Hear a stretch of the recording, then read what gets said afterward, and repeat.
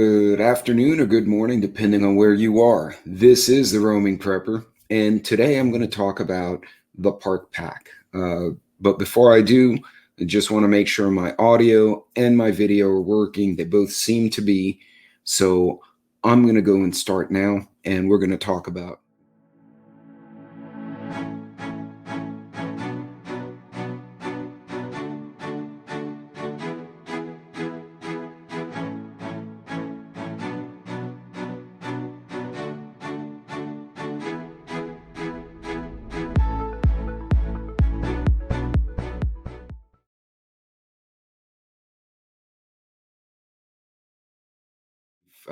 what I've come up with, which has been something I've done since my kids were little. My kids are all in their 20s now.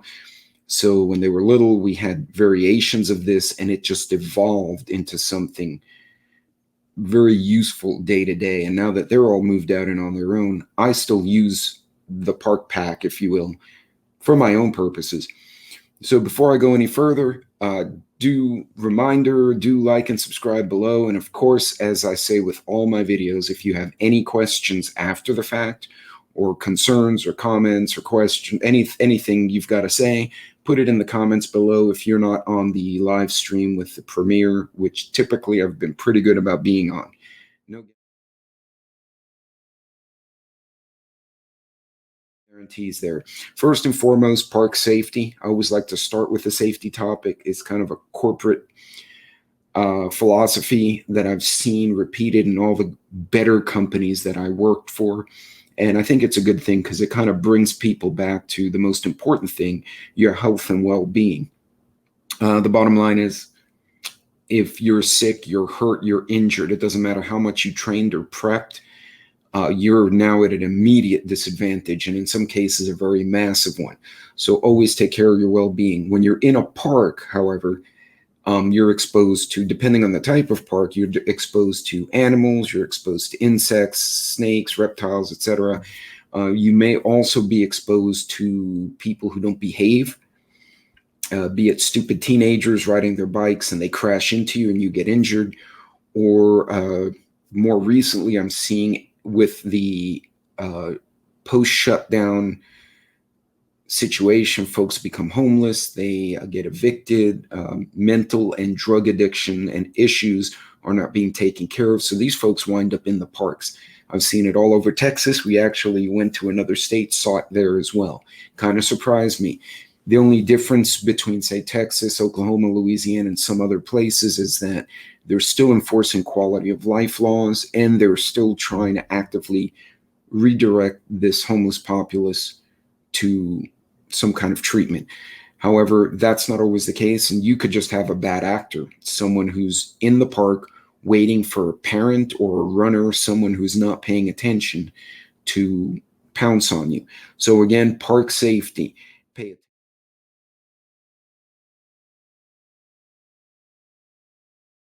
The pack I'm going to go with today, I call the park pack.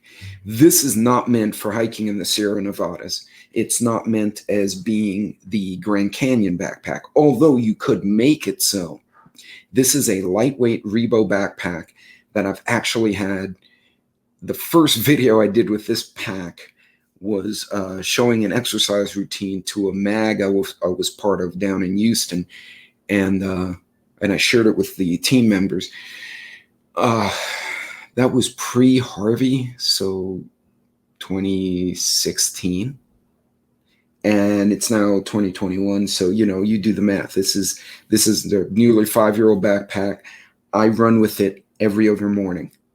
So I've taken it to parks. I'm just walking around the neighborhood. I want to go down and see the wildlife in the edges of the little city I live in now. I throw this pack on and off I go. So why a park pack? Well, because you can't carry a damn bug out bag everywhere. That's insane. I mean, you can if you want to, but that's crazy stuff. You have a difficulty reasonably hiking around with a 50-pound rucksack. Now, you can do it. There's nothing wrong with it. But if you're just out for a day with a family, or you're just taking a day of mindfulness, maybe getting some exercise, that may not be the most appropriate pack. Also consider gray man. If you're training, but you don't want to attract too much attention, this pack is a lot more discreet. It's a lot less obvious, and but it fits the bill. It should be able to carry everything you need. And if you have older kids, so if you have little kids where you need a diaper bag and bottles and stuff, this is not the bag for you. This bag is meant for city parks, county parks, maybe the state park if you're going through the well-ridden part of the trail where families and friends go. If you're going to go up the mountain with your buddies, I have used this, but I changed the loadout. So this is just the basic loadout for one person, day pack, county park. It's a bit of a niche.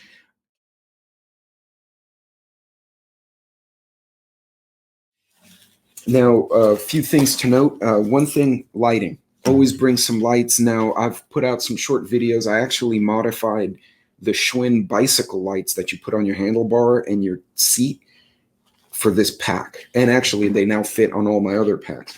But I do keep a little light right up here, and it is one of those tactical lights. I have actually seen someone back off a dog with a tactical light, and someone else, there was a YouTube, he backed off a violent drunk with a tactical light because the guy was drunk. He was trying to provoke fights, being rude to the girlfriend. He took this light and clicked it into the tactical mode, and it disoriented the drunk, who was already disoriented. And he started backpedaling and doing this, my eyes. So notice the way it is when I put it on.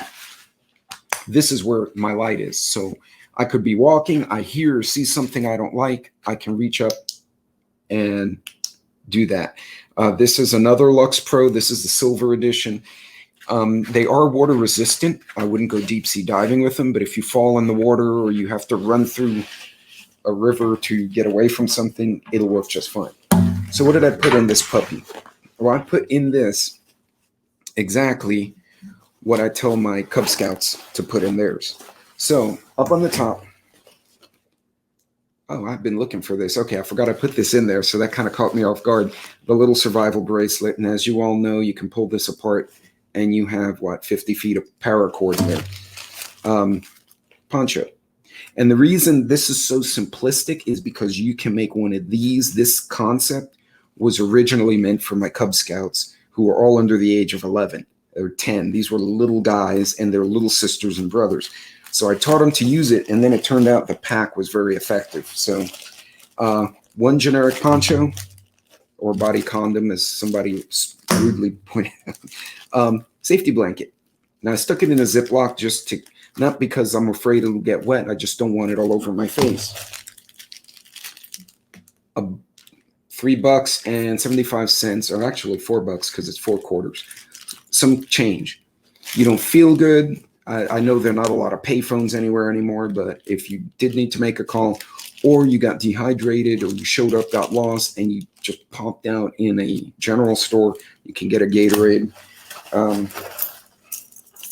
As always, a little folding knife. This one's a baby Gerber. Again, discretion. You don't want to attract attention. I'm not out being Daniel Boone. Just want the basics. This is a fire starter, and this one actually scared the crap out of me because I tried another one and it didn't work, and I was playing with this one and almost set something on fire, so we won't touch that. My ever-present Sharpie. Now, why the Sharpies?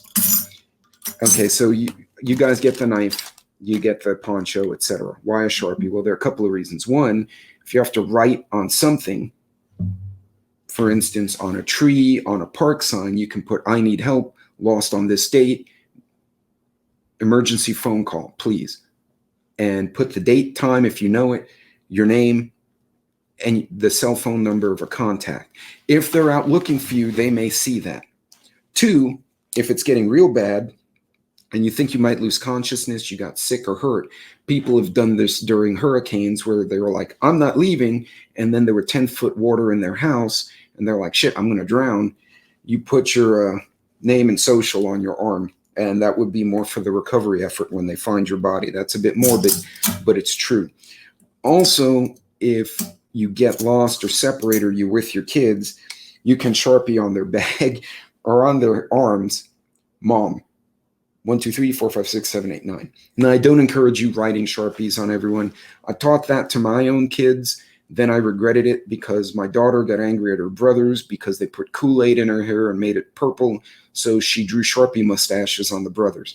Okay, so it can backfire. So control your Sharpies. But very useful tool because you can write on almost anything with it. And you can leave messages or signs. Or if you're looking for someone, you can leave a sign. Tommy, if you find this message, go south from here and put an arrow on the park sign. So you have no idea how many people, I have two actually, how many people go out, they prep, they have a blackout, and they can't open the canned food because they didn't have a freaking manual can opener. I actually have two. This is a spoon, and I guess I got a bulk pack of these things, the old P38s. So, but anyway, that's in there also. Chapstick.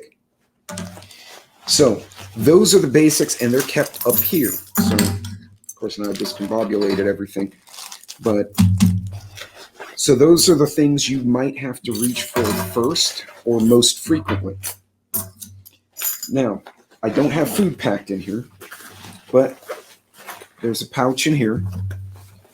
I know this will fit an MRE for sure. You can also put your lunch there.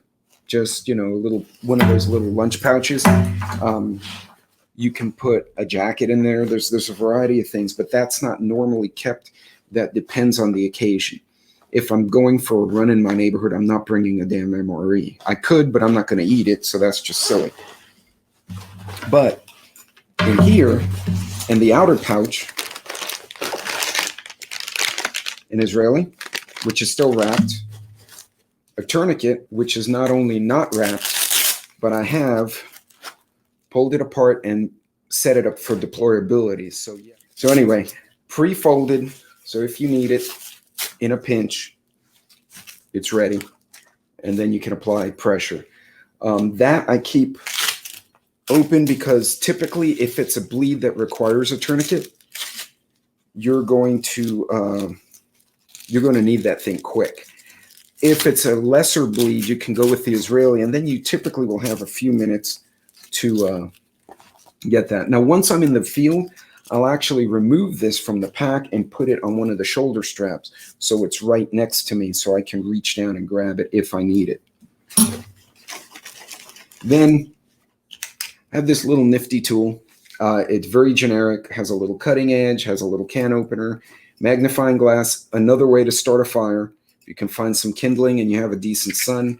Can also use it for signaling, and it's a little measuring device.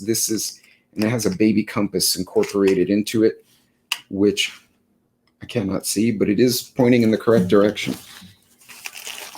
Then in here, the lesser first aid stuff, Band-Aids, little tapes, stuff like that. Bug spray, if you need it. And remember, keep it tight so it doesn't leak out. And there's a mask and some generic meds, including diphenhydramine, aka generic Benadryl. If people have an anaphylactic reaction, and again, this is not medical advice, this is just something I've actually seen applied. You get a bite or a sting and you start swelling up, you have a bad reaction, you can actually give them this. It's not a solution. They still need a hospital, but it'll buy you some time before they go into a complete state of shock. You can chew on them. Also in acids and the allergy meds in general. You get hay fever or whatnot. There's a few burn creams in here, some generic little pouches that are in there. I do have a Rona mask, but that's not meant for the Rona. That's meant if you're in the field and you get caught in a dust storm, or there's an adjacent fire and there's a lot of debris, it will at least prevent the larger particles from getting into your airway.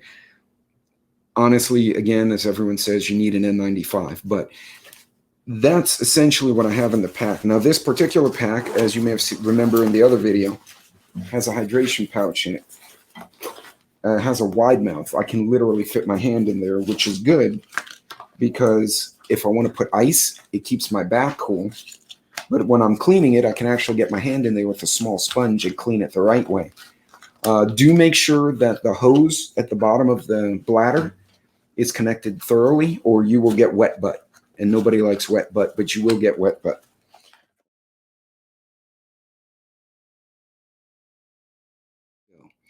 Now, you do have options here in Texas. You can carry, especially if you have the carry license. In some states, you cannot. It's not always pragmatic or great to carry a firearm. A telescopic baton works really great. And this one's really good because I have to smack it down.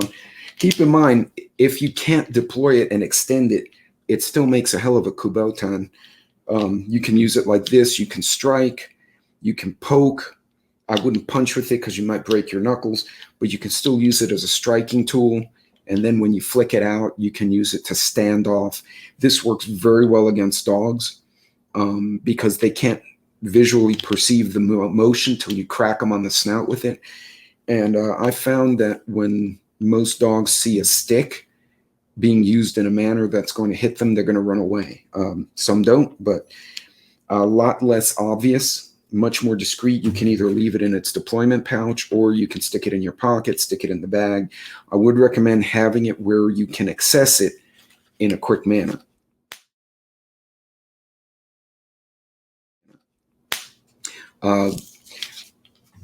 If you're going to have kids with you, you can use that open space for snacks. I would even get, if you're going with your dogs, take a Ziploc of dog food and a collapsible water dish, put that in the bag. This is not meant as a bug out bag. It's not even meant as a get home bag. It's I'm going out and I want the basics with me. So if something happens, I don't get hurt. So guys, that's the park pack. And again, you may come up with your own. That just happened to be a bag that I like. It fit well, and I had it. I bought it for another reason, and I wound up using it for that. And now it's the park bag. It stays completely filled, minus food, drink, dog food, etc. for that particular day in my closet with my camping gear. Easy to access, easy to put on. And if you're going to do short runs, if there's a situation where there's some kind of emergency and you can't leave home and you have to stay close, but you got to get to that corner store down about a mile away, this is the bag you want. It's light, it's small. I can run with it. I can sprint with it.